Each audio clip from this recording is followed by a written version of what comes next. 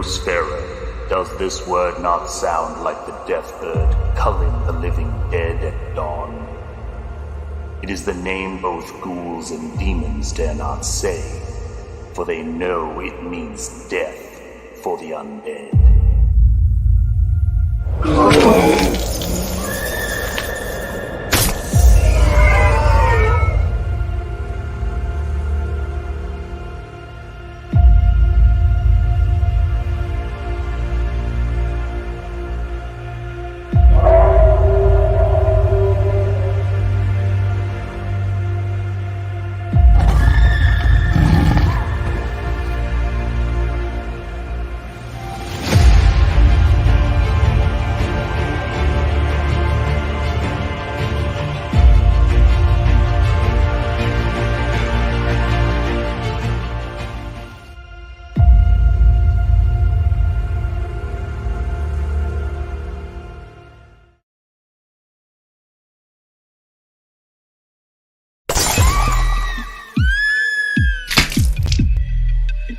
We all go a little mad sometimes.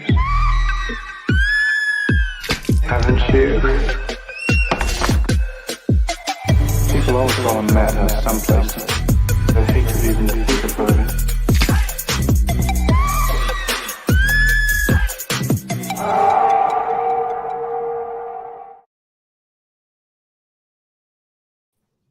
Hello, everybody, and welcome to the 9th episode already of WAFFLE Lodge of Horror. I am one of your hosts, Shanth, and with me, as always, the incomparable Von Klaus. How you doing, brother? My friend, 9 times. 9 times. 9 times we've done this. Yeah. And I loved it, every single one. And I'm glad to be here today because we're doing something special. We're doing a special movie. Yeah, deep man. in my heart, deep in yours, I'm sure. Yeah, man. Yeah, my brother We've from got another mother. a question in the chat right here, man, that was wow. asked to me, Already? but I feel like you are the best person to answer. What was that theater name in Bassett Center, Shanth? There you go. You got put on the spot right away, man. Bassett Center? There you go. Ponder away. Wait. The name of the theater in Bassett Center in Monster Squad? I think No? so. I don't even remember it being called Bassett Center. That's how far off the map I am. Dude, I was trying to remember for the life of me. I was just watching it, and I'm like, so I must be off. I was like, Zach, you need to give us the answer to this. We are pondering it, although I did say to my wife, that is the biggest drive-in I've ever seen in my life. I freaking love it, man. So we've got Zach in the chat. We've got Comics Mate. What's up, Dean? We've got Dragon Pisces. Great to see you. We've got Timmy Mello. Always great to see you, Timmy Mello. American Comics Company. You're always in good company when American Comics Company's there. Stephen Rockwood Drawing is here. And we've got Micro, who was up first. And let me see who else we've got. All right, and Angela Curry, of course. It's great to see you. And we've got Jasper. Jasper running on by, man. Tails, just flipping tails. Zach, we Sorry, need everybody. that answer, man. We need help with that, man. So you talked to me about this movie, and you were like, by the way, our background is off. Oh, man. Here we go. Oh, dude, that hurts. All right, hang on a second. A super chat. Yo, in El Paso. You're right. Amazing. Oh, my gosh. Holy cow, man. Yes. El Paso. Holy cow, man. Yeah, El Paso, Texas, man. There you go. That's where I came up, man. This is crazy. Well, I spent some time in it, man. Holy cow. 1999, cool. Zach. Heavens to Betsy, my friend. What can we do? What can we do for a man to celebrate him? I don't know.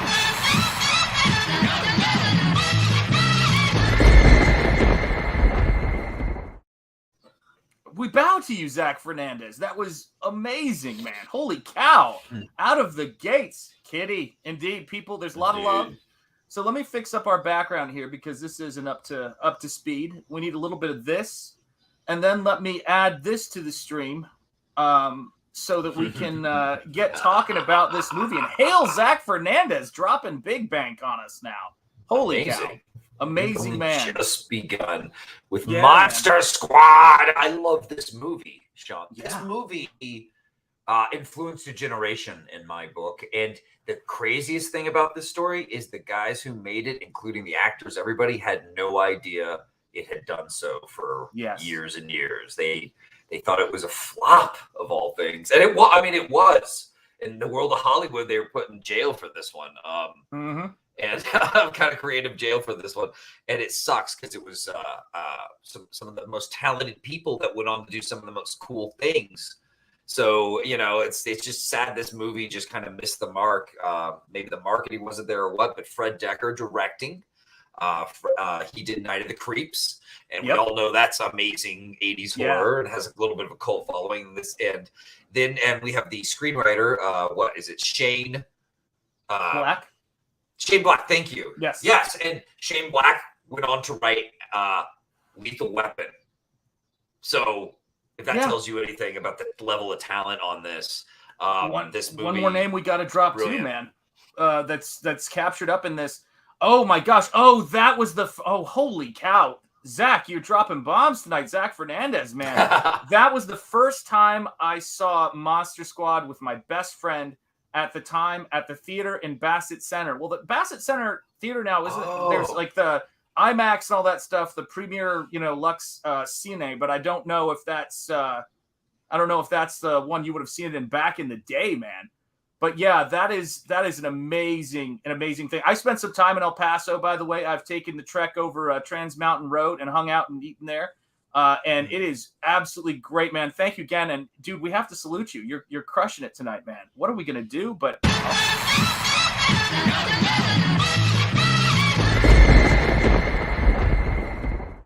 tragic though it may be. But yeah, man, I will tell you this, that right there is the stuff that my artwork and dreams are made of. And hail Zach Fernandez. That is Stan Winston, who was on special effects for this film, and the creature designs show it. Are you kidding me? Wow. This team is amazing, They are amazing. But it's like Hollywood doesn't know that quite yet, right? Because Dekker's still up and coming. Shane Black is still up and coming at this time. And even, isn't Stan Winston kind of still up and coming at this time? Or am I wrong? Is he more established? Okay, he's still... Stan was established. Yeah, at this point, but it wasn't like, Jurassic Park was one of those things, and Terminator and all that stuff. This was before, obviously, Jurassic Park, but, with the later stuff, he got big. So this is before he became the Stan Winston we know today. Yes. This is incredible. And this vampire scene made me love the movie more. It starts with Dracula as a bat hanging upside down. That's scary. Well, speaking of creatures that hang upside down. Meow. And Jasper was like, meow. That's right. Kisses her at night. That's right. Hello, Pops. Good to see you. What's up? So yeah, man, it's the effects. This is such a cool transformation. Nuts. It's a great transformation. There's great creature work in it. It's just beautiful, man. The people who worked on this loved the Universal monsters, but you could tell they were open to changing them in cool ways for this movie. And that's part of what made it so badass. Not to mention the fact that the coolest kid in the world, Rudy, is part of the cast. Or really, it's about kids interacting with these monsters. It's Little Rascals kind of meets the Universal monsters, but that's 80s kids, so they're cussing every other word, and they're actually kind of cool and funny. So it's the most, it ends up becoming this movie where when you're a kid and you watch it, you feel like you want to be part of this club more than anything in the world, the Monster Squad, which starts off as a club for people who are just fans of horror movies and monsters, right? Yeah. Duncan played Zorro too. Yeah. Go ahead. Yeah, and because they're such fans, when things go down that they witness, they kind of know they're the only ones who understand it and are going to do something about it, while the parents are like, nah. Not really, man. But yeah, that's the basic setup of this movie. I think Fred Dekker wrote it or started writing it with Shane when they were just kind of film students dicking around back in the day. Loving movies and being very much their audience, man. Yeah, so good. Dragon Pisces. So Goonies meets Universal Monsters. Pretty much, yeah. Absolutely. And I believe they had the woman who plays the lead's mom is, of course, I think she was the mom in Goonies, if I'm not mistaken. She was a therapist in Lethal Weapon, so I think she's the regular. Yeah, which was wild. Oh, she was a great mom. Pony, oh goodness, mom. Monster Squad. Kind of hot. Yeah, that's right, man. That's right. Yeah, dude, seriously, this movie, where to start, man? And it was so crazy because you've got these characters that there's this big resurgence, obviously, in the 80s of horror movies. You've got Ghostbusters, which comes out, which obviously they marketed this movie towards, the people who are fans of Ghostbusters. And I'm telling you, man, it was like they said this is the time to kind of get the Universal monsters back out there for a new generation. And this was like their whole plan and structure for it. What if the Universal monsters came to your town? It's just, that's what it's all about. And what if badass kids in leather jackets were hunting them down? Exactly. That's totally right. Yeah. I don't know if it gets cooler than that, to be honest. Yeah, man. It's so true. Hail McShort and Hail Andrew Wilson. Yeah, they did try to avoid the lawsuits. When they said the Gill Man, I was like going, oh, we got to see it. And of course, someone's got to drop Wolfman's got nards. Yeah. That's my favorite design for the creature, man, from the Black Lagoon, the one they did in this movie. Yeah, dude. It's the baddest thing I've ever seen in my life. I can't believe that they pulled that off back then. Dude, it's incredible. Man. Yeah. They really went all out, and they did great. That's one of the things about this movie. It's funny as hell. Mm-hmm. The kids are pure attitude and hilarity. The monster makeup alone is worth the price of admission. The performances are all fantastic, even from the kids. And the Frankenstein performance by his name. What's his name? Oh my God. I always forget it. Because he's just Nubin. No. Yes. Hold on.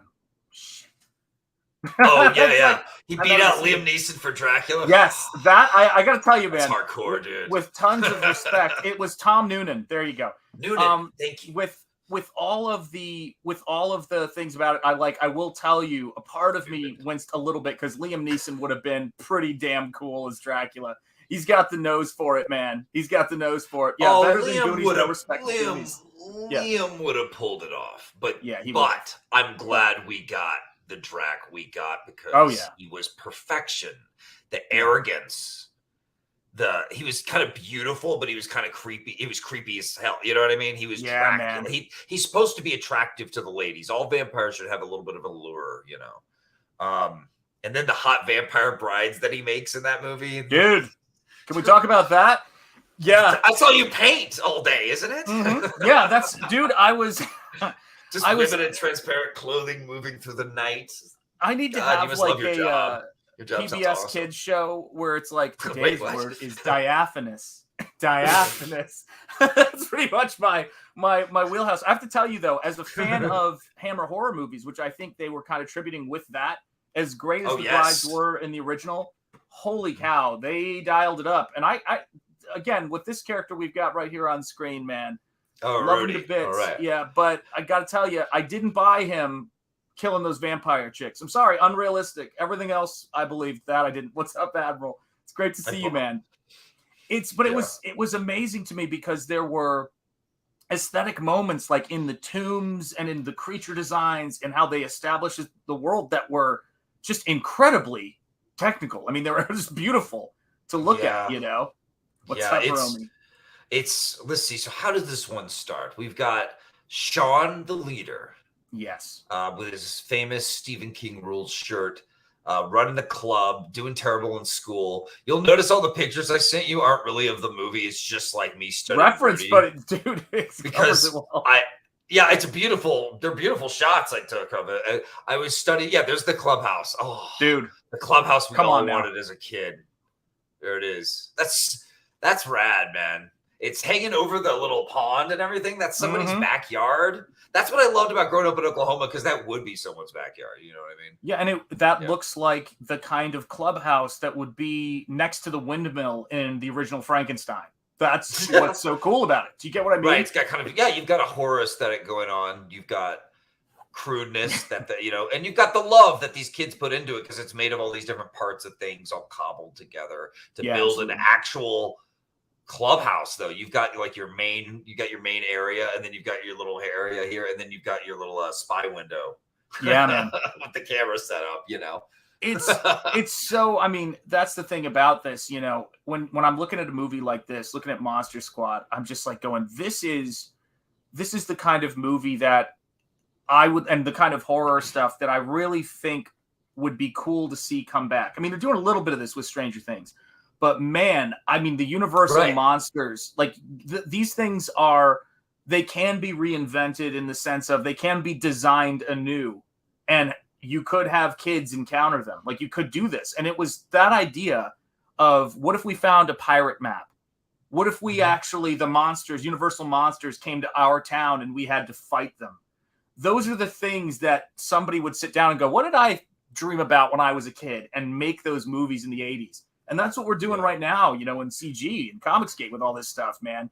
So what was you talked about, we meet the kids, we get introduced to them, one at a time, getting bullied. And then of course we've got Rudy standing up. Yeah, man. And then you've got this cool kid, Rudy, that he's trying to make part of the club. The rumor is Rudy killed his dad. He's that aloof, cooler than you kid that intimidates everyone. But as the movie goes on, he's kind of a softie, which makes me like him more. He's hilarious. He's my favorite. But they become this. And then who else do we have? We've got Horace. Yes, Rudy's friend. Also known also known as Fat Kid. That's true. Word. And he he's the heart of them. He really is. Yeah. He really is the chunk. He really is the one that he brings in Rudy, and he's always he steps up to Wolfman and has to step on his nards a little bit to get things done. It's just a great team. Oh, hey, what's up, buddy? Yeah. Anyway, but it's the whole group comes together pretty well. I actually always thought there were maybe too many kids running around on this team. Now that I've gotten older and I look back, you think so? Yeah, there's a few. There's Eugene. We didn't really need him. He's just funny. But it's the Little Rascals, and the Little Rascals did have a big cast, right? With a lot of different cute characters and stuff that are funny in their own ways, right? I get it. So Eugene did give us that scene, right? Yeah, the monster in the closet scene. Eugene gave us that scene. It's just the best. Well, and of course, we also get towards the middle section of the movie. We've gotten the older sister, and she's so hot, man. The thing about that though is when I see people say, we should make this movie, we should bring back these actors and things like that, I'm always thinking, I'm not sure. Let me see if I can do this here. Let me see if I can share screen without losing my other thing here. Here we go. Chrome tab, and then we'll go to here. I just don't know if an actress like her, after all these years, could really kind of come back and deliver on that. Well, perhaps. Steve doesn't count. That is her. That is her. She looks good. Yeah, that's her in what are we talking about? 2019, count. And she's got her Steve Doesn't Count shirt, man. Doesn't count. There you go, guys. There you go. She was a great, better than you, blonde slut high school character. It was great. I loved her. That cracked me up so much, man. Hail metal movies and she looked good too. Yeah, she was all right, man. She was all right. So it starts off as innocently as just they have a monster club, and then things get weird, right? When they discover Van Helsing's diary. Mm-hmm. Yeah, okay. Okay, now I'm going to change subjects on you. Exactly. It's right that we're inside the clubhouse. Yes. And as you can see, they've got the little binocs. They've got a camera set up. They spy on one of the sisters. This was a big thing, man, in the 80s, man, was the binoculars in the window, man. This was before the internet. This is old school, man. Amazing. And what a clubhouse, too. I mean, not just the view, granted. If you dream of having one like this, for sure. There you go, man. The view's good. A nice bonus, for sure. Yeah, there you go. What's up, John? Good to see you, man. Yeah, I remember this is a movie when Dracula calls the little sister a bitch. Yeah, I was watching that. Honest of a movie. I know. I was like, holy cow, man. This Dracula's serious. You're absolutely right, man.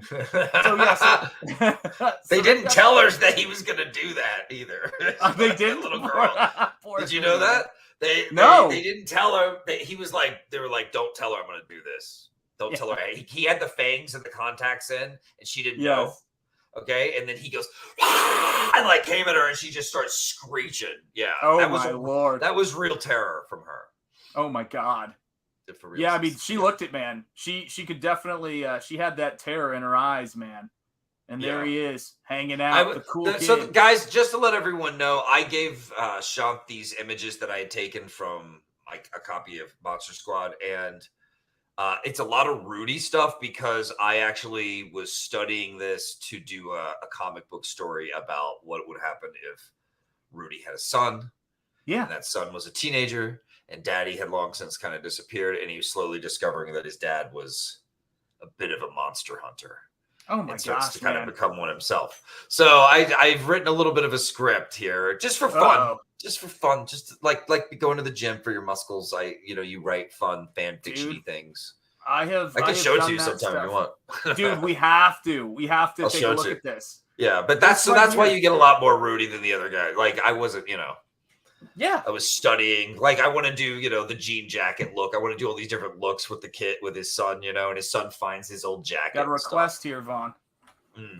Please write that so I can read it all the time.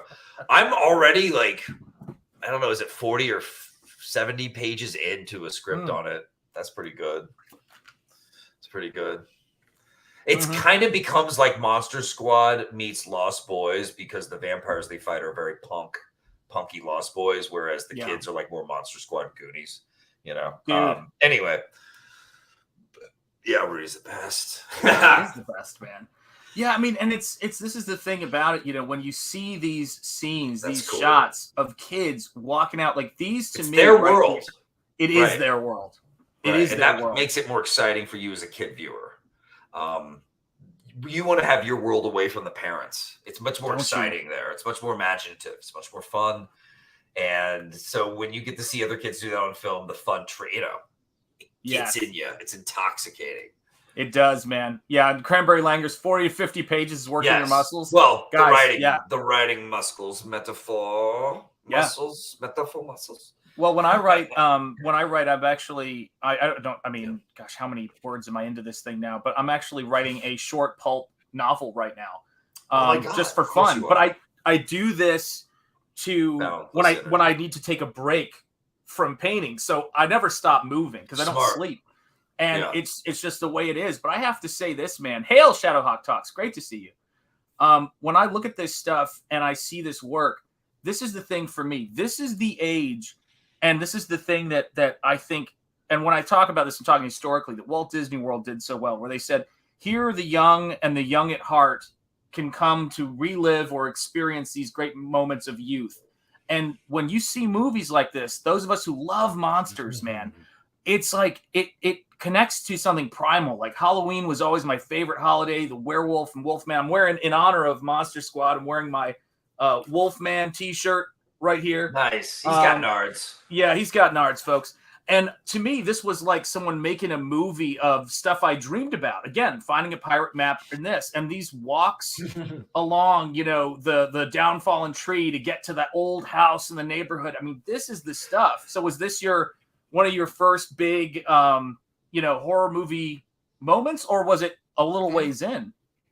I mean, American Werewolf in London kind of started me out. And then this was one of those movies that you just watch over and over again. You have your friends over to spend the night. You will put this on, right after like Big Trouble in Little China. Yeah, man. Things like that. So yeah, it was just one of those ones on the constant rotation for me. And I felt it. I loved it so much. I assumed everyone else just knew it and did. And it turns out not as many people did, but everyone my own age knew it because it was the VHS era. You passed that around, man. Everyone grew up. A lot of people grew up on this. People you would not expect love this movie. So that was really cool. It was a big one for me, man. Rudy was a big character for me. Zach Fernandez is making it rain right here with I wanted the Stephen King rules shirt. Let me tell you something, my friend. Oh, it's out there now. It's out there. It is absolutely out there. And here you go, man, because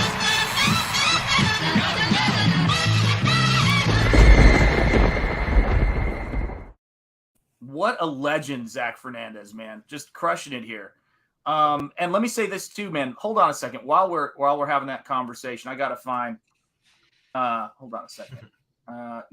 Let's go ahead. Stephen King rules. Where the hell? There it is. Thank you, man. That's what I'm talking about. Because I'm going, this thing better exist here. Hang on a second here. Only everywhere.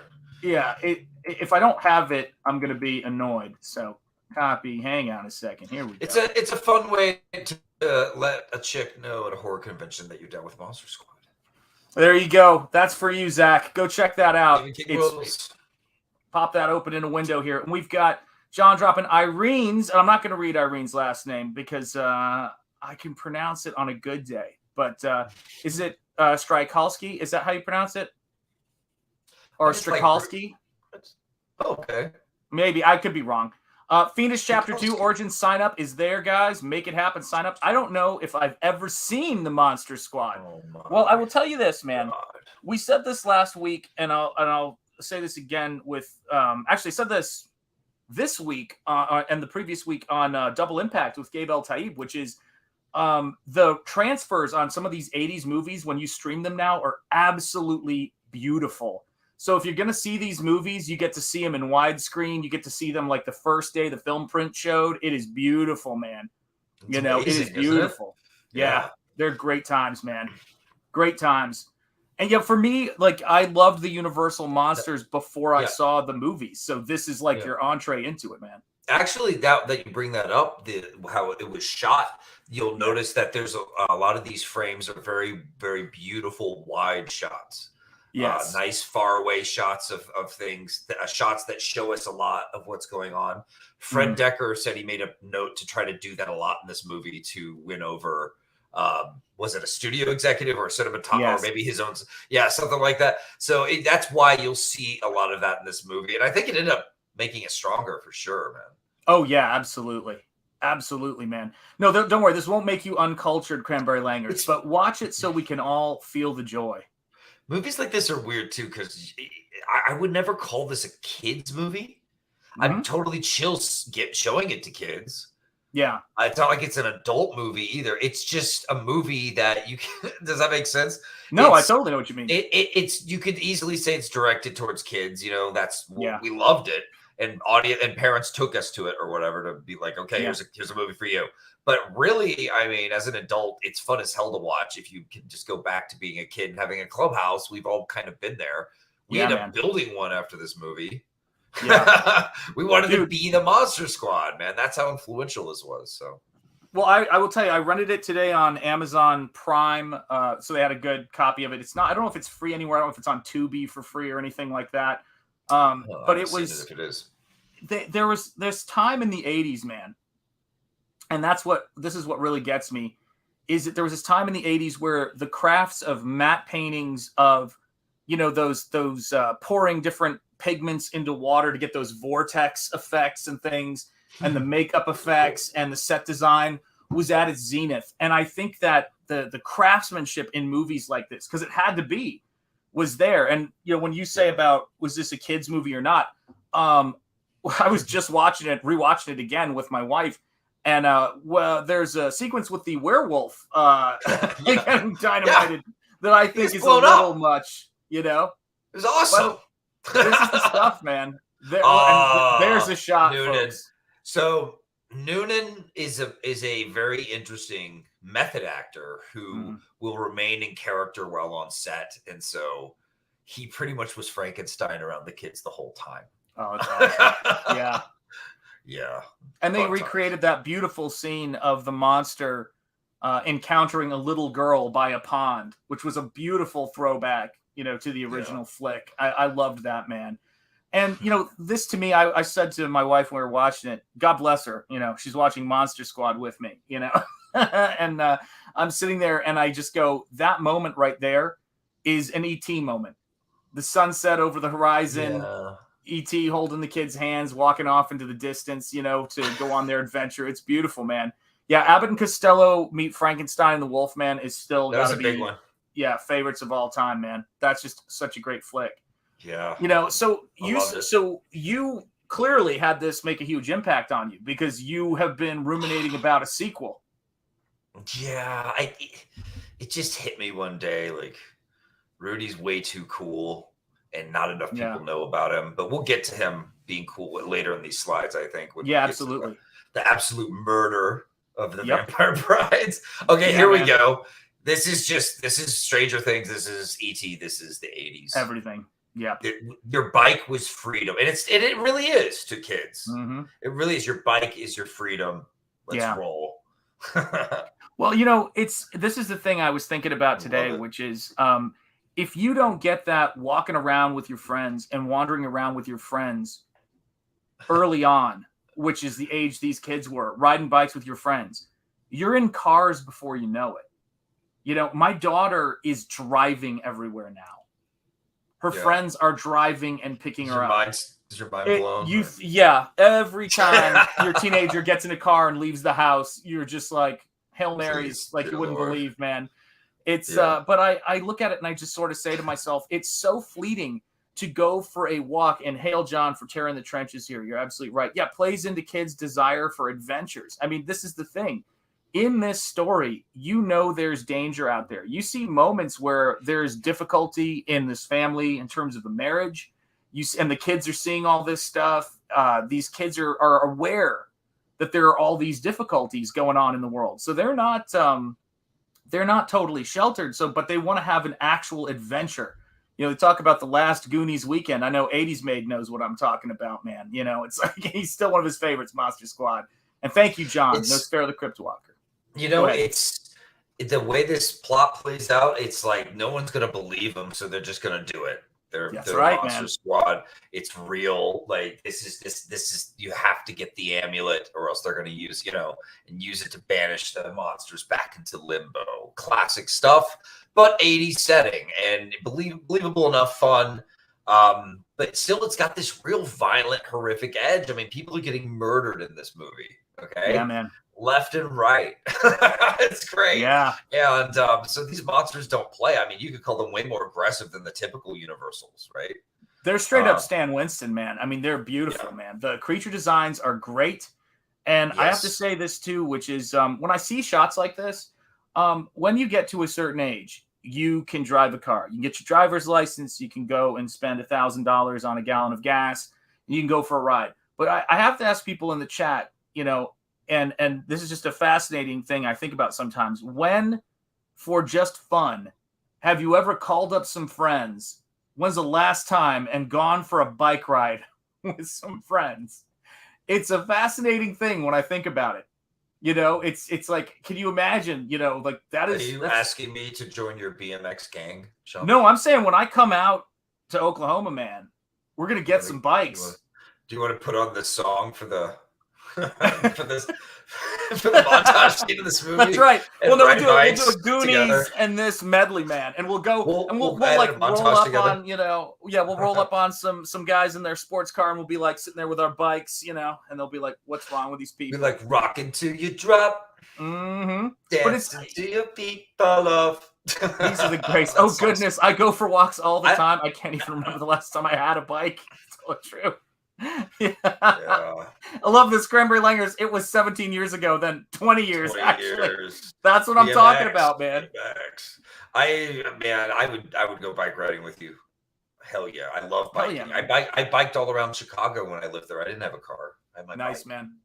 Yeah, it was good. It was good for you until you get hit. We're lucky. We've got a bike path around here, and I remember saying, to my wife, we've got to let the kids get out there and go for walks and go for bike rides, because before you know it, they're going to have their licenses. It's like, get out there and ride bikes. If you live in an area, screw licenses. BMX bikes are more freedom. You can get away from the cops way easier on one of those. Go out with a Swiss Army knife, go whittle some wood out in the middle of nowhere. That's what my friends and I used to do. We used to just go out in the woods and make up stories. And I guess so. Is this the beginning? Is this the beginning of the montage? Yeah, man. I think this is. Let me get our montage. So now they have to. They know they have to gear up to kill these monsters. There's Meowmix. She should have been something, man. She should have been some monster. Oh, here you go, man. We were saying we were laughing about this. I bring her back in my story. Yeah. So Rudy's a little older than the rest of them, and he's in shop class, and he knows what he's doing apparently, and he's melting silver, nice silver, and making bullets in the and getting a good grade. I bet. They were crazy times in the 80s. That's I love right. America. God bless us. God bless there's us. Going to be. I love the kid with the black leather jacket who supposedly killed his dad and the popped collar is making silver bullets again in shop class. Everybody.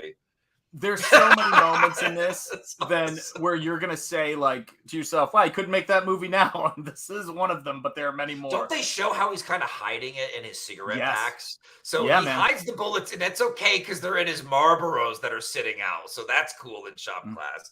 I bet his teacher bums smokes off him. Yeah, man. It was the 80s, guys. It was the 80s. People didn't give a damn. Walter White as a kid. I love that. That's genius. Oh my god. Yeah, Rudy was a modern day Van Helsing, absolutely easily. I think he has the gift. Yeah. It's a miracle any of us survived the 80s. Says 80s made consumer. Right on, it is, man. So yeah, he does have the gift. So they're making the stuff, man. Yeah. Pop until you drop. Oh yeah, smelt the silver. I'm learning how to make bullets. I don't know about you guys. This is our step-by-step, guys. I'm not even kidding. I look, he's hiding him in his Marlboros. That way it's okay. Dude, this is genius, man.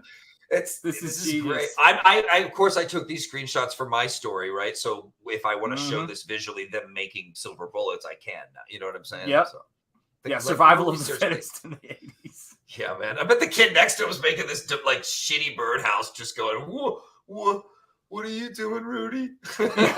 Rudy, I was just kidding about that thing I said. Look at this. There's the pile of ammo. Don't worry, I'm hiding them in my cigarettes. This is the one right here, man. This is roll for fleet-footedness, roll for thiever. Yeah, roll to see if you can steal this, Rudy. He just walked up. The kid that looks like a total thief just shows up and steals. The real crime here is those sweatpants, though. He's doing the world a favor by taking the corner off. Oh dear, man! I'm talking about the old man behind him. The old man. And this was a throwback to the 1950s. We might very well see this again sometime soon, man. Drinking your Pepsi because somebody's got to pay for these monsters. Spitting it out because you got a really, really hot shot of the girl next door. By accident. That's right, man. Frankenstein accidentally took out the hottest picture of the hot blonde next door. That's and right, now man. they're all they all want shorts and a leather jacket. What's wrong here? I love that, man. Yeah, we just made bottle rocket bazookas. I remember that stuff too. Yeah, we had Roman candle fights. We were not the sharpest tools in the shed in my neighborhood, man. Back Shadowpunk if you want a black light poster feel sci-fi adventure. There you go, guys. There's the link. Go. I just love the craziness and the madness. Oh, that was a great change, by the way. This is a good change. I don't really think I've seen a change done like this in a movie since this phone booth pan, man. The border of the phone booth where the little sill is for it. They wipe over just like the Twilight Zone, man, and then it's like he's half turned into a monster.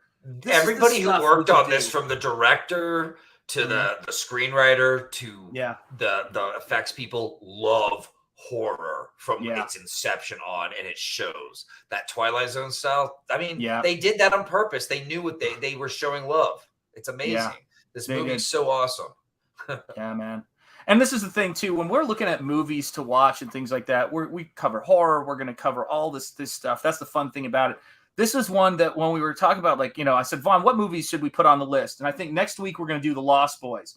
But when this one came up, the thing I thought is, let's do something that's a fun, crazy throwback and remind everybody that a big part of what we're doing here in this space in CG, in this indie scene that we're a part of, is having a blast and laughing our heads off and then enjoying the craziness of creativity and art and monsters. That's what it is. The Wolfman is Napoleon Dynamite's 100%. Uncle. It totally is. Yeah, you're right, man. I love that. That's guy. The same actor, man. Uncle Rico. You're right. Oh, God, I didn't even put that together.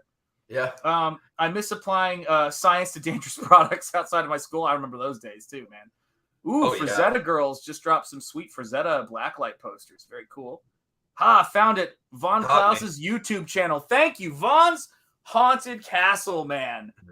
Check out, subscribe to that channel, guys. You just had the contest winners revealed for Terror in the Trenches, right? Yep. It was painful, but I picked three. I got main winner and 2 runners up, and I'm gonna send them some cool freebies. And everybody turned such good art, man. So I had to do a video showcasing it to let people know, thank you, but also give them some feedback. put a lot into it, you know. Yeah, I mean, this is the thing about it too, and this is what I love to kind of see, Vaughn. We've got the best fans, period, in this outfit, man. Like, people just really get so excited about art and creativity and having these movie conversations. And I will tell you, man, it was so cool to see this stuff, man. It's so cool to see this. Yeah, we made The Thing, a giant skateboard with rollerblade wheels beneath that we took down a huge asphalt hill. Oh my God. Amazing. Yeah, man. Oh, dude, I'm like hearing all of you guys' stories from this. Enjoy freedom. Is that allowed? Yeah, it is, man. You got to take it. Bottle rocket fights were fun until adults showed up. Have a little fun and treat people good. I say amen, Metal Movies and Brewskis. I heard this was a cult hit, says What About recently. Just watched it for the first time last year. Solid movie and love the non-PC dialogue. Oh, yes. Absolutely, man. Beautiful. It's nothing to apologize for. That non-PC dialogue created champions. It's what I grew up on. It was real. Yeah. You were really called those things as a kid, were you not? Yes. Oh my God, and worse. And the thing about it for me was that that's kind of interesting is, how do I word this? Occasionally kids can get themselves into a situation where adults need to help them and get involved. But right now it sort of feels as though when it comes to kids, there's so much micromanaging of fights between kids and discussions between kids.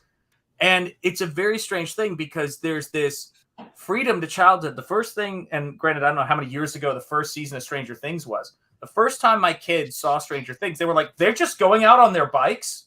It's like 7 years ago. Yeah. They're like, seriously, they're just going out on their bikes and that's going what you for a did. ride, and no one's there. It's like, yeah, that's what we did. It was like, be home by dinner. That was it. Some of us never came back. Some of us, that's totally true, man. Absolutely. Oh, wow. It was on Martin the sitcom. Holy cow. He played a werewolf in Fright Night 2 as well, which was kind of hilarious. Oh, dude. Yeah, that's right. That's what someone's saying. It was a, thank you, John. I appreciate it. That he was saying that, what do you call it? It's an unofficial sequel or prequel, or it's in the lore of Fright Night 2. You're right. It is. Let's see here. Hey, what about? Indeed. Everybody's saying hello, hello. Yeah, no helmets, no knee pads. Amen, man. Just straight to the ER. Yeah. We rode as far as possible before the lights came on. You're absolutely right. Before the lights come on. Yeah, that's the whole thing about this flick, man. Is it takes you to a time when you realize that kids get to see themselves not being weak and brittle and handling things. We respect it. When I could hear kids cuss and call each other nasty names that you really heard, they were treating it like, we know what you're really going through. You respect that. How do you not? Yeah. And at the same time, they're putting us in this amazing adventure world that's totally surreal with Dracula, the Mummy, the wolf. That's what's cool about this, because you're listing off the roster, you know, and it's like, what if some silly kids had to go up against all of them at once? Yeah, you're like, okay, that's cool. I'm down. They go from and it's funny because if you think about it in this story, they go from we love monsters to like when they show up, they're like, we're gonna kill them. Absolutely right, man. They're getting it done. Hail David Brohock. It's because they get that they're evil. Because movies back then were able to just go, they're evil. You know it. We're good. Let's kill them. Let's have fun. Yeah. Let's move on. It wasn't all the dichotomy of the vampire versus the human experience of the human experience. Yeah, you don't. No. They're evil. They're monsters. This is the issue, right? It's the funniest thing. Go ahead. Well, I mess with it in Monster MD, but it's not because I'm trying to explore the human condition. Yeah, it's because I'm just trying to say, what would it be like on the other side of that? They're still monsters. They're still dark and scary. You know what I mean? You still have to. Dr. Black still has to make sure he doesn't get eaten. Yeah, exactly. Right. Saying? Yeah. No. I mean, it's funny too, because when I think about it too, there's two contradictory things going on. There's a kind of a micromanagement of young people and children's interactions, right, with one another. But there's not a clear direction. The direction is very relativistic, which is that nobody can be mad or angry or judge or say something hurtful to anybody. And the reason is you just can't. So there's never a time when you should say anything negative. There's never a feeling that's negative that can be expressed. Only positive things. But those feelings are still in there. And it's not healthy because they come out in really dysfunctional ways. when you don't know how to handle them. Like you have to understand, like the most interesting thing to me in the world is that you've got a generation who are terrified of monsters when you do have a generation that's terrified of monsters who've never met any. They don't realize that they're kind of the monsters. They're taught who the monsters are. They're taught who to hate. Yeah. Is this Rudy spying on the next door neighbor girl that he now has a big crush on because he saw her Titas? Yeah, I think it was. I think it was his. Blackmail her with the photo. Dude, there's there's some stuff in this where I was like going, that's 5 to 10, kid. Like you gotta watch yourself with that blackmail. Rudy's a criminal. That's why he's so cool. Yeah, he's man. He's a hood. He's the hoodlum. Yeah, man. And so what other pictures are there any other of this scene? Of this okay. Rudy is the longing Rudy. See, Rudy is a complex character. Okay. He's interesting. Yeah. He's the kid you all want to be. He's a total badass. He's older than you, but he's not quite driving yet. So he's like a freshman probably at high school, whereas they're like what, 7th or 8th graders, right? Something like that, or something, or maybe he's just about to become a freshman. Anyway, so he in his world of high school, nobody thinks he's cool. Nobody does. They think he's a loser, man, in their world. And the other kid, it's like in the new Stranger Things with Eddie. Like in Eddie's world, he's the weirdo freak loser. But in the world of Dustin and all them, like he's the man. So great. let's talk about that for a second. There was a part of me when you suggested this that you did spell it like a champion, man, and hail to you, leg kick one. There's a part of me that when I was watching this, I went, oh man. So when Vaughn was loving this movie, when he saw Eddie in Stranger Things, he must have been like, it's Rudy. That's who he is. Here's the thing with Eddie, though. I had an older, cool friend that everybody thought was the coolest dude ever, who was our D&D game master. So it was I had to think of that guy, right? Yeah. Right, the cool gothy guy, 9 Inch Nails, smoking a cigarette. Hey, you ready? Let's go play D&D. And it was fun. It was always a good time. So I thought of Eddie immediately, but. Yeah, I thought of Rudy or characters like him that are left that are the coolest kid in the world to some like the next generation, but in their own world, they're just man, at the bottom of the barrel, dude. And here's a question for you: so if y'all could make a monster to be in the lineup of Universal monsters, what would that monster be like? What do you got, Vaughn? Wow. One thing, if you think about them from a design standpoint, from a design standpoint, they're all bipedal. Yeah. Okay. So I'm going to stick with that so they can stand together and stuff, Yep. Not going to have no human centipede around. Leave that to Cecil. He's got it. He's got that covered. So something bipedal. We've got vampires, we've got werewolves, we've got our murky Mog or a fish guy, gill guy, and we've got Frankenstein, undead guy or living undead tissue. Wow! So you have to add something that's going to be. I mean, that's a great team. That's a great super team called Graveyard Shift. Exactly. Let me think. Yes. I'll think on that. What do you think, Shanth? That's really interesting. Oh my gosh, man. Well, here's the funny part about this, man. This is the funny witch. thing. You have to get a good witch. You absolutely got what a witch. Yeah. What I was thinking of. I was thinking that when I saw The Witch, which we may have to do that movie at some point, by the way. But when I saw that movie, I said, this is the first really iconic witch movie. Like this really did some stuff that was iconic to me. Not a witch hunter movie, but a straight up, this is a movie about a witch. Like the witches. And I just sort of think that outside of The Bride of Frankenstein, there really isn't a good female character in terms of to bring the sexiness to it that Hammer Horror had. So I guess that's why I think of The Witch, like with when I'm doing the mummy character, and I mean the legit mummy character, not the vampire mummy character for Nosfero for the sequel book. If that's the direction I go in, she's female. She's like a female mummy because the influence for the Bride of Frankenstein was it Nefertiti's the headpiece, the hairpiece, right? Oh, yeah, that was the influence, right? Yeah. So that's what I sort of think about when I look at like how would we? Yeah. Mm-hmm. Sorry, I just like saying the name. Right. Yeah, you got to, man. Yeah, it's fun. Oh my god, man. So, dude, I'm telling you, like it's like so. I feel like there's room for some sexiness with the character, but to me that's the only room I can see going in. Like it's like finding. Yeah. Gosh, I'm like I go down the list. It's like the Mummy, something witchy. Yeah, something witchy and something that has a little bit magical because you said, with Graveyard Shift, they went the superhero route. And I kind of think, you're right. Go ahead. Don't forget they have the Invisible Man too. Don't forget him. He's the Invisible Man, one of your faves. That's right. Yeah. Heidi. Anyway. There's your answer. My contribution is Heidi. Dude. So here they are waiting for the sign to go meet them.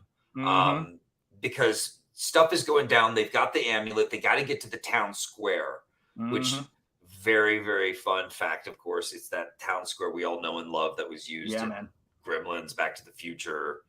It was used everywhere. It's everywhere. So it's very familiar and it's very fun. And they're going to have a big final standoff there. That's right. Pretty cool. Pretty cool. Gee. Oh dear. Well, what can you say, really? Yeah, I have her character in the book. So that's part of why you're seeing these pictures. Look at this guy that appears in the background of Rudy. Yeah. So Rudy has been pining over this girl. He finally gets her one-on-one. Mm-hmm. And he shows her a picture of her naked, blackmails her. So now she hates him. Yep. So they go to the diner thing. Yeah. And it's great because he's already mocking her too. Like he likes her, but he's like giving her crap. Maybe that's what he does when he likes a girl. He gets to, yeah. Like, I'll give her crap. Blackmail. But he seems like he's cool. He seems like he's playing it cool. And he seems like he's already sick of her shit. It's hilarious. Like I love this about him. And he's like, and she looks at him as like, you're a loser, dude. Like, you never get to date a fine ass like me, man. Which is just great. It's so great. And then here she is having the ride on the back of him. Yeah, that's right, man. That's why I had my pegs on the back of my bike. That's right, man. You had to have those. Girl, hold on, and she looks like she's barely even clinging onto his jacket there too. I know. She's like, let's get this scene over. I'm just standing back here. Mm-hmm. It's not like she's really riding on them. I know. I can't imagine how it worked. Yeah, man. We've got some great people in the chat, man. Hit that like button. Yeah. But we've got. I love hearing you guys like just creatively brainstorm, man. And that's really the thing for me about it that I love to see. Eric Grant here. How the hell does Rob get memberships before Shanth? Listen, I'm one of the members there at Rob's. That's a bad way of putting it. This is the thing. It is what it is. I do have the option to start memberships. I just want to figure out what I want to do with it first. So that will happen, guys. I promise. Let me see here. Okay, John, it's a good thing. Live by the motto, knowledge is power. That's right. Yeah, that's her genre. That is her genre, man. That is her genre, man. It's like, oh dear, yeah. And there we go. So we've got now the Holocaust survivor. Our team has met together. Scary German guy who freaked them out. They thought he was a monster at the beginning of the movie. He reveals that he's actually a German guy who knows a little bit about this stuff, and he's willing to help them. He translates the diary for them, I think. And basically helps them with the amulet. And he's just like a full-on true believer. And they have this great character development with him where they don't say anything. They just show it. A small number tattooed on his arm. That's right. He said, I have some experience with monsters. And that was something that we were talking about. We started really talking about a lot in the 80s. It's just, I think it's just one of those beautiful moments that kind of, contextualize it, because a lot of the creators, including the person who wrote the script for the Wolfman with Lon Chaney Jr., Creighton Chaney, was a German Jew who fled in the early 1900s. And he was like, he talked about how that influenced him, the ideas of tragedy and fate and monsters and that kind of thing. So another little nod to the kind of history of so many of the people who worked in Universal Monsters and on those pictures. It's great stuff, man. Yeah, and hail. teams together. They got the ambulance. Scary German guys driving them to the town square, trying to get to a church so they can get somewhere safe and get Limbo opened. But damn, the mummy grabs onto the back of the Jeep, back of the truck. Yeah, pretty sweet. Great looking mummy. But like, wow, is he about to get owned? Oh man, there's one of the cheesiest lines ever is about to be said. That's right, man. That's absolutely. I don't care. So, and this is the real challenge with these monsters, guys. And believe me, this is a big thing on Nosfero. And if this is the craziest thing. So Vaughn and I, someone was like talking to me. They go, who else do you think in CG would classify themselves as pulp? And I actually was so tired I had to think for a minute. And I was like, dude, like, and I was like, Phil, and I was like, oh, my brother, Vaughn. Of course. Yeah. I was like, we live this stuff, and we both love monsters. And the real trick is, regardless of what style you do, whatever you've got going on, in your work, you have to find a way to bring the monsters to life in a way that fits the story. And they gave it that kind of 80s realism that blended what you were seeing with American Werewolf and then blended that into what you were seeing with the Universal monsters. And that was cool, the way they kind of brought these things more convincingly to life, which I love. Turned to TP. It did. It really brought it into the real world and treated the kids like this is real. This is real violence. This is real. This is real death. This is real situations. But you can have a little bit of some laughs along the way. It was really cool. I love that. I think that's why it's such a beloved movie. I think that's what made Stranger Things so popular. No one wanted to do this with kids stuff anymore. And it made people who grew up on things like Goonies and Monster Squad, I'm sure we were kind of looking for Stranger Things, I think. It snuck in, kind of too. Depressed. Yeah. No one, Stranger Things does not happen, and you will not see that type of thing happen for a while, unless we are in that crazy streaming spending money phase where they were just greenlighting things to fill content. And I think a phenomenon snuck in as a result of the opportunities being so plentiful. And definitely. Some hits are going to happen, man, for sure. It's that type of programming proved itself, though. It showed you that the 80s works and that people love it, and that the new generation could fall in love with it too. And if you show this to someone today, I think a kid today would love this too. Yeah, absolutely. It doesn't get old. It's an awesome adventure with the Universal monsters. We all know them. We all love them. And these versions of them are memorable and well done, well acted, everything. And the action in them, and it's just great. And I think, I don't know if our screenshots show, but let's get there. He basically says, give me some slack. No, give me some slack. Don't be a wuss. Okay. And then he gives him some slack and he shoots it. Boom. Look at that. Now, this is a cool death because we've all, as monster fans, asked ourselves if you grabbed one of his bandages and just ran. Yeah, man. Could you take the mummy out? And here it is, dude. That's grim, dude. It's beautiful. It's beautiful. Yeah, apparently you can, man. Apparently, it's a possibility that Rudy decided to bank on because that's exactly right, man. He went for it. Yeah, great costuming, guys. Like, this is the thing too, right? Is that Rudy. I'm not even waiting for. How do I word it? I can sense an oncoming, wave of amazing films and short films and creature design and prosthetics that actually become things that we can sell. You're seeing indie Halloween mask creators making boutique stuff, all this cool stuff. I just want to remind people what American comics are capable, what comics are able to do. But American comics can do again and bring it back, like what we're seeing Stranger Things do with movies and a lot of this cool stuff. Because we can do so much more, man. Much more. Guys, I mean, Warner Brothers is having to clean house and is going to need a whole new generation of good storytellers to save the day. Oh, yeah. Bye-bye, money. Bye-bye, mummy. See you later, Band-Aid breath. Yeah, see you later, Band-Aid breath. And I want to add to this right here, guys. are the kind of important life lessons that they would show you in the 80s, which was women will notice you more if you show you're competent at dealing with things. Your boy Zach had this great story. At all. Yeah, your boy Zach had this great story about this guy that he was with, and with overseas, I guess. And every time he saw this guy, he goes, this guy wasn't that attractive. He wasn't that impressive, but he always had girls. He always got girls. And finally he goes, I got to the point where we were in the gym and he goes, I said to this guy, I went, dude, how do you do it? Like, how do you do it? He goes, oh man, it's easy. Every time I find myself in a situation with women, I go out of my way to find as many times as possible for me to open a door or do something and announce to them, I got this.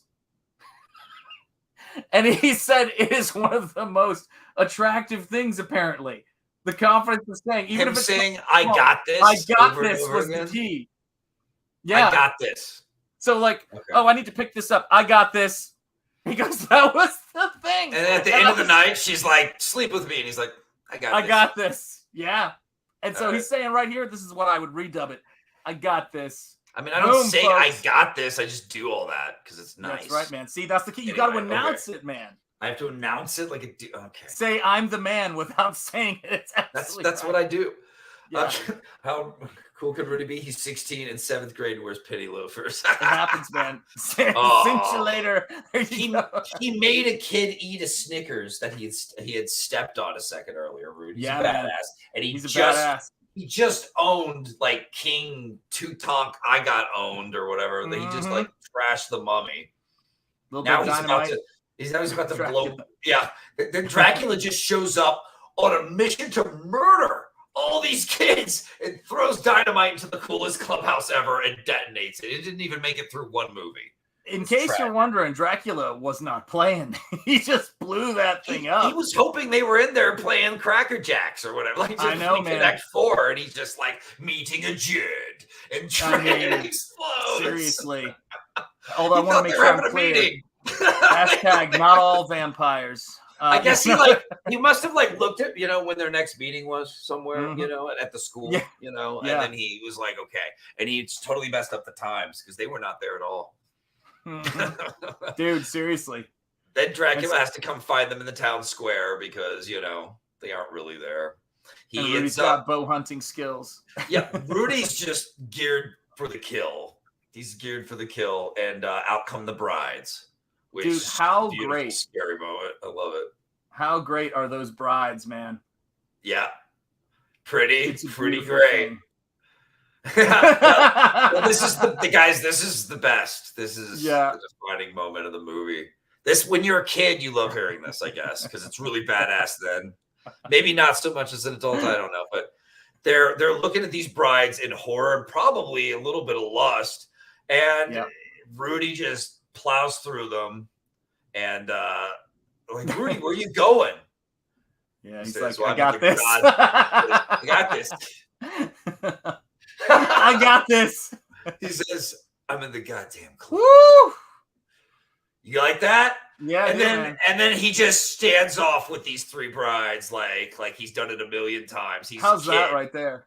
Yeah, I love these shots Wild West. much. Is that not badass? Look at like I said. Notice these wide shots that Fred keeps utilizing to give us lots of information on the screen, lots of stuff to look at. It's really cool. Diaphanous, some would say. I mean, look at that. Look at that, though. That's what we paint, man. That's what I live to paint, man. Yeah. She's they captured it really well on film. Like the bride. They did. Rudy gets the steak. This is what you fantasize about as a kid when you're dreaming about hunting monsters right here. Yeah, exactly. It's only that. God, cranberry langers get me pregnant. Oh, my God, man. Yeah, I liked this one, too. This one had me laughing. He goes, what if you're pointing at a monkeypox pamphlet in front of a woman? I got this. Yeah, you don't want to. Yeah, don't do that. I got that. Yeah, don't get everything, Don't get everything, some things. Man, look at that, man. Eye of the Tiger. Is that not badass? That's right. That's right. I really do believe there's more of a backstory to Rudy that could have been explored. There's a reason there's a rumor floating around town that he killed his dad. Agreed. And I bet you that was somewhere in that script, man.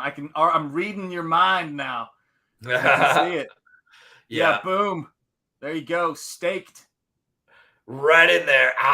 Yeah, she felt that one, kids. That was hot. And then Rudy just stands there like, all right, next. Reload. He's looks a little nervous on this one, though. She's getting a little close. Holy cow, Look man. at that. Is that not both horrifying? This is Hammer horror, man. This is why I love Hammer horror. You know? Mm-hmm. Love it. Yeah, that was some crazy stuff, man. This kid is dealing with issues you would not believe right now. Yeah, man. Puberty. Yeah, dude. He's very conflicted. I got this and this and this. That's right. Yeah, man. Eat wood, B. There you go. Yeah. These are the glorious moments, man. Oh yeah, he was like he had to go hand to hand on her. He fumbled, man. Yeah, fumbled. Dude. He thought build she was that tension. But then bang. Still got cigarette. Still got it. I would too, man. Kids aren't this badass usually. Yeah. Okay, Rudy's the best. All right. Primetime. I know you love this movie, man. This is tied with Lost Boys, which we're doing next week, man. Nice. As my all-time favorites. I got to work with Ryan Lambert, Rudy, a few years ago. Awesome guy. Oh, excellent, man. I love Ryan Lambert. He is so cool. If you're into Lost Boys and Monster Squad, you're gonna really want to read my my story about Rudy's son fighting Lost Boys. Basically, Rudy versus the Lost Boys. If that's what you're into, that's what I was writing. Yes, dude. Primetime is the man, guys. Anybody not subscribed to his channel, do go and drop a link for his channel mods if you would. Mark rules. But we were just talking about Graveyard Shift and monsters and just a great dude, man. Always good to see him here in the chat, man. Hail, brother. But yeah, I mean, it's like this is the stuff that I love. Don't get lost on your way to next week. It's Lost Boys. Amen. So true. Yeah, right. But yeah, when I was looking up, I was looking up. Go ahead. Well, he's just killed 3 more brides. The movie unfortunately cut out him killing one of the other ones. We only see 2 go down. That's a little fun fact. And then Wolfman comes up behind him, having regenerated from getting blown up with dynamite earlier. And Rudy's like, "Huh? What? What's the commotion?" And so this kid is murdering monsters within the last few minutes of this film. Yeah. And I love it. I don't know what else to say. Yeah, he's a gangster, man, when it comes to dang, there's a werewolf for you. That's a great wolf, man. It is, man. It's great. And I should say something we don't have here, but was actually, I was surprised at how gory it was because we've done some talking about, boom, John, you're the man. There you go. Primetime Polton. Check it out, guys. YouTube channel right there. Subscribe. Make sure you do it. Yeah, Uncle Rico. Yeah, that's right. It's Uncle Rico is the vampire. Uncle Rico. He's like, he's like, not a doubt in my mind. So, yeah, man, it's like when I'm looking at that scene where they blow this werewolf up, I will tell you, the aftermath is in the territory of Waxworks, which we talked about doing one of these weeks, man. Own that on Blu-ray, and that had one of my favorite werewolf transformations and one of my favorite terrifying werewolves of all time is in that flick. That's a great stuff, man. Yeah, it's great stuff. Hail, you guys are the best, man. So let me see what else we've got here. Boom, guys. Again, people, look at that wolf, man. Are you kidding me? Yeah, kidding me. That's the stuff right there, man. Yeah, man, just a killing machine. And Rudy, what does he do?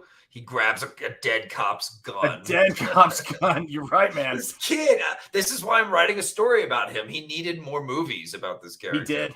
Empties it out. He's made all kinds of silver bullets. It's all up to this moment, man. It's all up to this. Man. Look at him. It's just not even. He just looks at it like, yes. That's that moment in the movies that we can't afford in real life, where you look at it, you know. And the movie we do, we're like, yes, it comes to this. Great moment, magic moments of the 80s, my friends. Putting a silver bullet in. The eyes looked a little far apart on the werewolf. I got to tell you, man, I've got some people who are friends who've got the same thing. It's one of those things. Let's see here. Rudy picks up that silver bullet and he's like, it's time to go. This is the most outsider shit you're going to see in a kid's movie. This is it right here. Yeah, don't tell me this is a kid's movie with this shot in it. It's Dallas, man. Freaking Dallas right there. Dally. Boom. Bang. And look at that, guys. I think they did that in one take, they said. Bam. Yeah, bang. when they drink too much, it's right, man.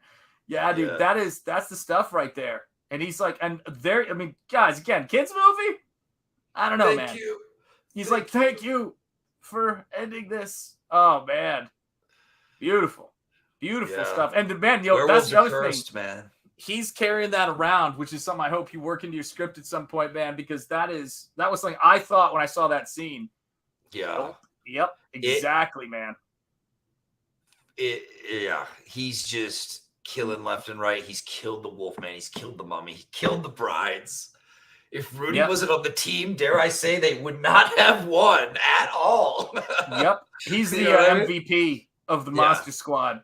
Yeah, but here's the best part of the movie. That's right, man. Where he's kind of like, well, we killed the monsters, and I was thinking, Well, this has got the best thing in the world on it, and I will tell you, it was one of the great scenes where they need her, and they ask her, this great awkward sequence where they're asking her if she's a virgin, and she's like, of course. And then they do this, read from this book, they have to have a virgin do, and they look at her, and nothing happens, and they go, you're not a virgin, are you? And she's like, no. I guess not. Yeah, and she goes, and he goes, are you serious? What do you mean? And she goes, Steve doesn't count or something like that. He goes, what do you mean Steve doesn't count?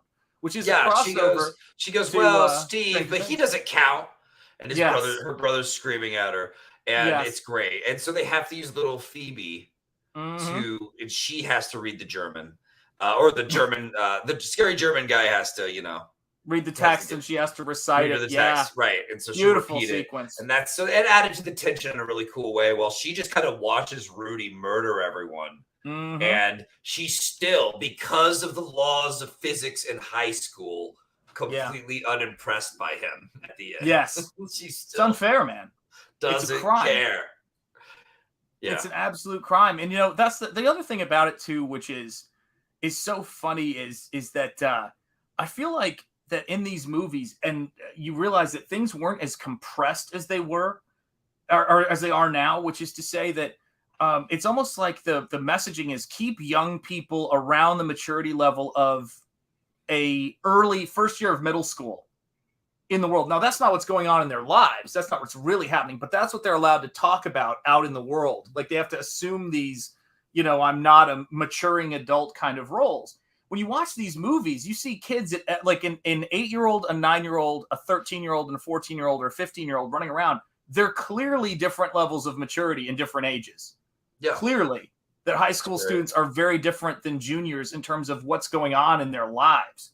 Yeah. But they have to ask certain questions, in this. And it's crazy, man. Oh my God. Yeah, it's by the end of the movie, you really get the feeling like, they kind of come together as a team. They overcome their own flaws. They stand up to these monsters. They save their little town. And the army guys show up that Eugene asked for. And Sean says, we're the Monster Squad. And then they all hug. Credits. It's classic. It's beautiful. It's wonderful. It's everything you want as a kid to happen to you. Man. It's a great fantasy. And when they made it, they didn't know anyone liked it because it didn't do well at the box office. And then Fred Dekker ended up having a career of darkness and stuff. Yes. And then years and years go by. And what's happening all those years? People like us are watching it on VHS and loving it and loving these characters. Ryan Lambert, even, didn't he say he thought his career was kind of over forever? Kind of dead because of this. It's just amazing. They didn't realize how great these characters were. And then years and years go by, and then they discover it's a cult favorite because of I think it was because of the Alamo Drafthouse, right? Yeah, it was. Ain't it cool news in the Alamo Drafthouse? Yeah, man. And it's straight to video and HBO. You're right, man. It was. This is the thing about this too, right? It's how do I word this? Every movie had to be a big blockbuster back in the day, just like right now. Every movie has to be a huge blockbuster. And if you have an independent vision, they still want you to spend that big blockbuster money. They still want it to make that big blockbuster money, but not every movie is made to be that. And that's the thing about the comic scene that's kind of unfortunate. When people talk about the the manga scene, there are books that are all able to be financially viable, but have a wide range of sales. So, the highest selling manga book sells twice as much as the second highest selling. It's a crazy world of all of this different art. And I think, that's what we're finding now, is that these movies have an audience because they were meant to find a small audience, which is actually a pretty big audience now. Yeah, yes, and thrift stores, absolutely. The documentary did a good job of explaining what happened with this movie. Yeah, I got to check that out. I haven't seen it yet. There wasn't an internet to support that build-up, the inertia in the early 80s and 90s. You're absolutely right, man. Breaking that static friction is tough, man. Yeah, Monster Squad VHS is very expensive. I don't doubt it. 80s Made knows that. The mother from the Goonies was the mom in this movie. I know. I loved that. She's also the therapist in Lethal Weapon, so it's always great. Yeah, One Piece being a good example of that. So is Demon Slayer. And so I think that this flick and this kind of idea. You love the doc, Shanth. You would love it. It's I think it's for free on Tubi, so okay, give it a watch. I've got to check it out. You'll learn a lot of cool new things about this film, and it's definitely a cult movie. It meets all the standards. It's Fred Dekker, I think, says in the doc, I don't know what a cult movie is. Yeah, and I'm just like, don't overthink it, Fred. There's a cult around your movie to where it's popular in a time when it was not in theaters. Yes. And that's grown in popularity. That's cult. That's cultism. Yeah. Like, welcome to it. You're awesome for it. It means you're a cool creator. Just accept the compliment, Fred. We love you. And I love Shane Black doing something like that. I wish he would come back and do it again. I love, what else? Ryan Lambert, thanks for giving me a hero with Rudy, man. Did you ever? There's this fan magazine made only a few years ago called I Heart Rudy. Oh my god, really? Made by this like cute Japanese girl or something. That's awesome, man. She made 2 issues. She got to interview Ryan Lambert, and she was like, I have a feeling he should have held off on the interview because she interviewed him like right away, and then after that she was like, well, I don't know what to do issues of anymore. Yeah, we don't have any more Rudy material. It's sort of funny, right? The cult classics and the cult audience. I would say that there's your core audience and your cult audience are kind of the same thing.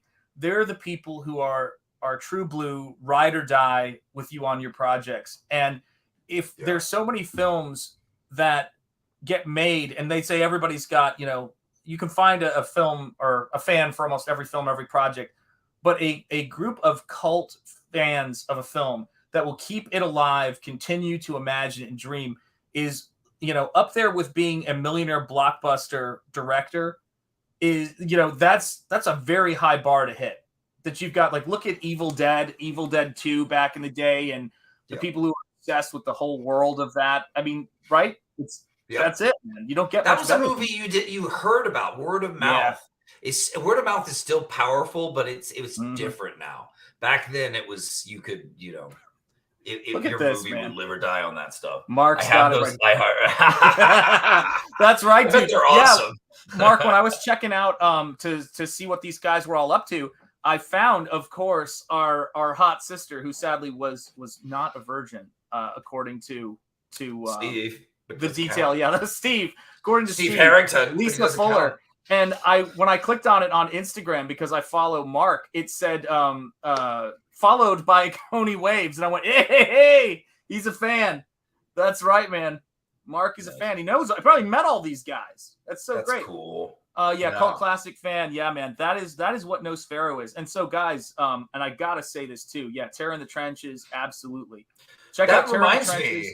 That reminds me that without Monster Squad, there is no Monster MD.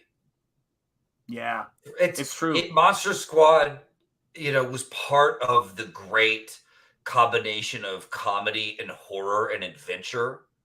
That flavoring, that is so near and dear to my heart. That helped inspire Monster MD. Wow. Yeah, it's funny. I was just thinking about that. That does make a ton of sense, man.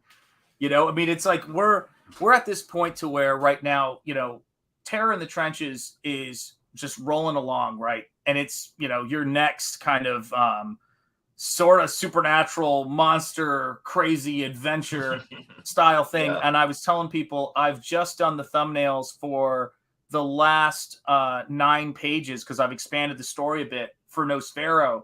And seeing these things come together, it feels right to check in on all this pop culture, pulp stew that we, grew up in, and that inspires the stuff that we do, man. Because these are great times we're living in for art and creativity. Let me show. Speaking of, guys, I've got to share with you guys Terror in the Trenches, man. Got to show this to you because it's just trucking along, man. It's doing great. Here we go. Oh share. And a lot of people hopping into the trenches with me on this one, and I'm loving every minute of it. Our art contest was so amazing. The art was so good. And we're getting new backers all the time. We're almost to 71K. As you can see, I'm really pumped. This book is almost done. I'm telling you, it's Thursday. Tomorrow, or at least by the end of this weekend, I should be getting the last 13 colored pages. Dude, this is awesome. So we're going to be finishing this sooner than later, guys. I'd like to think we're getting this out in a nice, quick amount of time to everybody this time around. And I hope everyone just really loves the end result. I've read it after Eric Weathers lettered. Oh my God, guys. It's given me chills. It's given me all these excitement that I never knew, I could capture in a book before. So I'm just really proud of it. The team killed it. Tiago Barca's colors are unlike anything. I love it. Man, we're how the Europeans are like, screw you, America, our books are work of art. Like, look at this. Look at what Shanth does. Look at his book. We're making works of art over here too, guys. Yeah, man. We don't have a fancy French name for it, like Déjeuners or whatever they call their books. Yeah, I know. Who do they think they are, awesome. man? Well, no, they're awesome, but like I'm not gonna just roll over and let you take the crown. We're America. Yeah, man. You know what I'm saying? Yeah, well, dude, and they need it, man, from us too. Like that's the thing about it, which is they would steel sharpening steel. They would love to see us step up, man. They would. They would appreciate it. Yeah, and that's the thing for me, too. When you guys are looking at Nosfero, the Crypt Walker right now, and today I did some, I don't know if I even mentioned this, but today I just updated it with some new images that you guys have been seeing me show. But these are some of the new pages. That's one of my favorites, Sean. Yeah, this one right here is one of the best I've done. Yeah. That computer image of it, are you able to zoom in at all? It just doesn't not as well as I'd love to, man. Right. The detail is this is not doing it justice at all. Yeah, it's very hard to get the detail of these paintings into these scans. But you can sort of see when the stories are being told and when you're getting this backstory. It's like your pages are like a dream. That's the plan, man. They're like a dream unfolding beautifully in front of me. How do you do? I'll never be able to do that. I just have to accept it. Oh, man. It's the thing about this book, right, is that, and for me about when I'm doing this kind of work is that it's just, I see this stuff. And it's like it's in my head. And I guess that was the biggest thing about those thumbnails. I've known this, what the gist of the story is, although the story did evolve as, you make the artwork. As they do, yeah. And this is the thing for me about it, which is when I'm looking at this, it's one of those things to where, hey, what's up, Antoine? Great to see you, my friend. Yeah, bande dessinée, indeed. It's like I look at this stuff and I was looking at the artwork I'm doing. I've got a bunch of new pages and I'm looking at, like this is to give you guys a sense of how this stuff starts. It starts with the pretty girl's face. Starts with the pretty girl's face. You're good at girls just looking like, are you really trying to talk to me right now? It's so funny. It's dude, it looks so tender. I just want to pinch your cheeks. Not the bad cheeks, the top cheeks. Dude, that's the Madeline Smith, man. That's what it is. And yeah, hail Razor Fist, indeed. Oh, Madeline Fist influence. Yeah. Madeline Smith has got the best. She's got the eyes I'm looking for, and then of course, amazing woman, and a real life was a real life Holocaust survivor, Ingrid Pitt, who was one of the screen sirens in the Hammer horror movies. Is just the ultimate femme fatale, and had just an incredible, adventurous, harrowing life. And but she was the real deal. She was one of the kindest people, good friends with Peter Cushing, and very kind. I got this. The chick's name, what's her name from Hammer Horror? Is it Barbara Steele? Oh yes, yeah, I think so. I love her look, man. There's Carolyn Monroe. There's Carolyn Monroe's hot. Yeah, that's awesome. Anyway, cool, man. It's really great to see what you're doing. I'm so glad you're in CG, just killing it. Dude, we gotta get you to 30K. Dude, that's the goal, because I got to get my man Eric Weathers coloring it, man, because it's lettering. When I get this book together and looking at I can't even show you a glimpse of it because it would get the story. And yes, I want to say one more thing about Monster Squad. If I'm dating a chick and she doesn't like it, we're not dating. We're not dating. Yeah. That's it. I can't do it. Ladies out there, know that. You gotta watch Monster Squad with me. You have to watch Monster Squad. It's kids making bullets in class and then murdering monsters in the town square. It's the most fun you can have. Unless you show up with a scrunchie off to the side and you're like, you monster guys are so weird, then Vaughn might be conflicted. It might be, oh no, it's the girl. Maybe the monsters get him. Maybe if I had a nude photo of her, it'd be okay. Yeah, that's right. That's the key right there. High bar, ladies. That's right. That's right. Vaughn just imagines the cries to come when people realize Nosfero exists and they didn't. Yeah, I'm telling you what, guys. Oh, yes. I really have with CG and with this crazy adventure. The other day I was sitting there and I go, I've been saying ever since I got to this point I'm at right now where I'm looking at the artwork, putting stuff together, I was like, I need to know how it ends, but it's not ready. Right. When it's time to end, my process is very odd. It's like when you hear everyone's process is their process, so I try not to judge. What is yours? Well, mine is funny. I heard Frank Lloyd Wright, not comparing remotely, by the way, but Frank Lloyd Wright, when he was doing Falling Water, he went out there, he got all the elevations, they measured everything for him, and he just kind of did nothing until the guy was gonna said, "Oh, I'm coming by," and he's like, "All right," and it's like he had that picture of it in his head, and he just drew out the picture. Oh, like Mozart, where he composes in his head and then he puts it out. Again, I wouldn't go that far, but like A Beautiful Mind with the red string, we can go there. But it's okay, dude, Russell Crowe.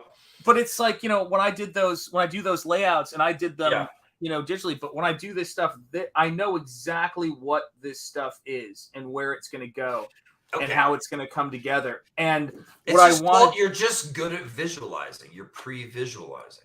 It's just, and Joe Ball there. Yeah, absolutely. Death. It's going to be great. And I would say that for me, I can be your Monster Squad, Vaughn, Teehee. That's what the girl's going to say to you, man. Finally. Yeah, finally find her. An 80s Made Consumers channel. Yeah, so the big thing for me with this was I wanted to close with a totally mythic kind of image.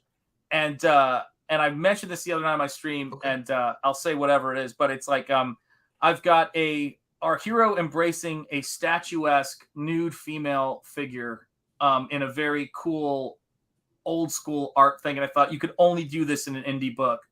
It's the kind of classic, horror movie, but not horror movie, but gothic sort of thing, and it's great. And I'm like, this book is just going to be everything you need. For a book. And by the way, I want to say American Comics Company's YouTube channel, do check it out. Cranberry Langers, I got this, Vaughn. That's right. There you go. Dragon Pie season 2. Yeah, man. That's what it is, man. That's what it is. I got this. What was so interesting about Monster Squad? What they did that the 80s always tried to do? Even if you saw a movie that was considered trash in the 80s, it was held to such a standard that movie has all these layers going on. You're watching what you think is just a kid's adventure. Behind the scenes, the lead character, Sean's parents, are fighting. Their marriage is on the line, about to break apart. Dad works too much. He's a cop. He's stressed. He's pissed off at everything. Mom's sick of it. He's never home. She's handling everything on her own. She's tired. So it's got that depth to it that I think is really cool. While still keeping the parents not too much into it. You get to see Sean's dad, try to work out things with mom. You get to see Sean's dad has to come save Sean in the end, which I think is kind of what helps keep the family together. So in the end, you got that cool family thing, which is there was nice. There was this sense of realism in what kids were actually kind of going through and what they were experiencing, and they had enough kids to where you could see different glimpses. Much like with Stranger Things, you can tell that story of Stranger Things by looking at all the different parents that are raising these kids. Dustin's mom versus all of them is the same thing here. Yeah. You know, it's just absolutely hilarious. And you got to love it, man. Got to love it. Yeah. They did a great job. They did good. They did. And then, yeah. So, yeah, it ended up becoming a movie about a family kind of staying together through the murder of monsters. Yeah, absolutely, man. Yeah, when the stuff goes down, telling the kids we're going to pull together. That's it, man. That's the really dad did not. He was not. You know, he stepped up. Sean stepped up. They sent the monsters to limbo. Everybody goes home happy. Great stuff, man. And it's one of my top movies, man, for sure. Dude, I love it. Yeah, when you said we should do it, I said it's perfect for this week. It'll be a great sorbet between courses, so we can roll into Lost Boys, which I think is a perfect follow-up for this, man. Mm-hmm. You know, life isn't all squeaky clean family and no problems. You're absolutely right, Cranberry Langers. Yeah, something man. About those 80s movies, we didn't lie about that.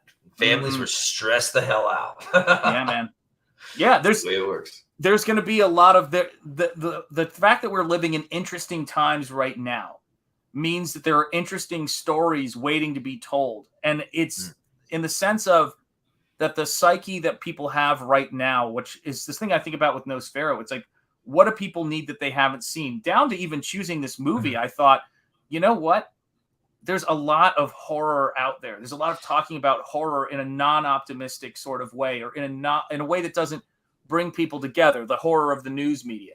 And I go, a movie like this is reminding us that what Halloween reminds us of is that we can walk amongst the monsters, you know, every now and again and have these little adventures. We can be something other than what we are. And it's so cool. Love this stuff, man. That's right. It's monsters are both fun and horrific. Monsters, you kill them and you befriend them. They became Frankenstein's friends in this movie. That's another element of this that has that childhood dream quality, because you don't want to necessarily fight Frankenstein like you do vampires or whatever. You'd rather be his buddy. You'd rather the gentle giant type thing happen. Here's my Monster Squad moment for you guys in terms of this stuff. This is an excellent metaphor. What we've just been saying in the last few seconds is an excellent metaphor for Comicscape, right? People tell you those guys are outsiders. They're monsters. They're scary. They're not like us. We should chase them from the village/media. And then you come in here and you're like, oh my God, this is cool. You have to get over your fear of being associated with a group of people who are outsiders before you realize like this is where you belong and this is where the cool stuff is happening. And that's what CG is, man. That's what it is. Remind me of what I was thinking about the other day about the movie The Outsiders, actually. What do they call the outsiders in that movie? They called them greasers. Mm-hmm. What do they call the bad guys in that movie? Socialists. Yes. Like social justice warrior? Yep. Coinky dink? I think not. You got it, man. I don't think so. It's social. You got to watch out for the socias, guys. The socias is absolutely right, man. Yeah, man. That's right, man. Yeah, guys. Thank you for hanging out with us while we're talking Monster Squad. Next week is Lost Boys. It is always a blast hanging out with Vaughn and you guys. I love this stuff, guys. Any closing thoughts, man, outside that? Show this to your kids. Watch it with them. Have fun. And if you guys like my work, in the future, I am going to make a book about the son of Rudy. And he is going to kill him. He's going to kill him some Lost Boys. And I'm going to expand on the whole, Rudy, the whole vampire hunter with the shades and the popped collar and the leather jacket and everything. Man. I'm turning that into not just a cool look, but it's kind of the gear of a hunter in this story. So it's going to be awesome. Dude, it has to be done, man. It has to be done. I'll show you the script after this. Yeah, dude, absolutely, yeah. We're going to check that script out, guys. Thank you for being here. Hail Jim Cox, Cranberry Langers, all of you guys. Hail the chat. You guys are the best. To play us out with our theme song here, and we appreciate you guys so much. Thanks for backing the books. Thanks for making this chat so lively. We love it, man. You guys are the best. Take care. Peace.